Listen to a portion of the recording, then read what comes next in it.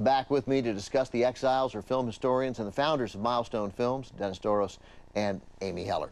So, guys, first of all, how did you get this movie? What alerted you to The Exiles? Well, at that time, we had a wonderful assistant working with us, colleague, Cindy Rowell, and she had seen Tom Anderson's film, Los Angeles Plays Itself, and was really taken with the images that are taken from this film. And so that began the process of trying to figure out where the materials were, what the rights were, who would we contact. And it was a difficulty because USC said there's only a print. And we said, okay, well, we don't know, and the rights and everything else might be too difficult. And a year later, John Morrill, one of the cinematographers, called back and said, you were concerned about the materials. We found the negative. It was at all the time at the USC Hugh Hefner Archive, Film Archive. And so it made the whole concept a whole lot easier. Yvonne Williams, you just told me during the film, is the last surviving cast member, or the last cast member that you guys were able to track down? We actually didn't track her down. We tried really hard to track down everyone in many different ways.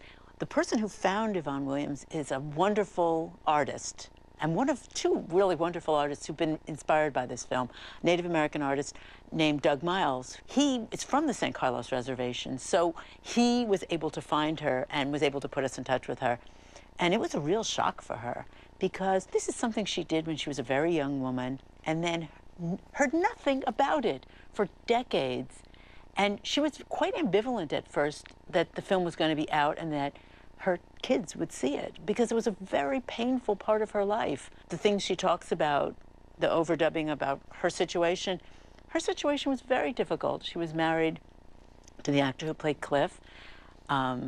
She lost a baby. I mean, it was he was in and out of jail. It was a difficult time in her life, but her kids and her grandkids were so proud of her and so happy to see how beautiful she was and how brave she was.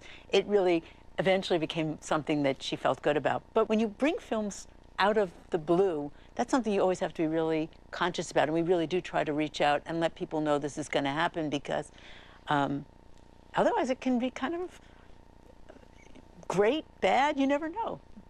Powerful. Last thing, we talked a little bit about it beforehand. Is this a documentary, or is this a work of fiction, or is it some sort of hybrid? It's a film. It's a film with a lot of truth in it. I don't think for me, that has a lot of value. That's a good enough label. Yeah. All right, guys. Thanks very much. Thanks. Thank you. Don't go away. Up next, Dennis and Amy return to discuss a highly controversial 1962 film about heroin addicts, directed by Shirley Clark.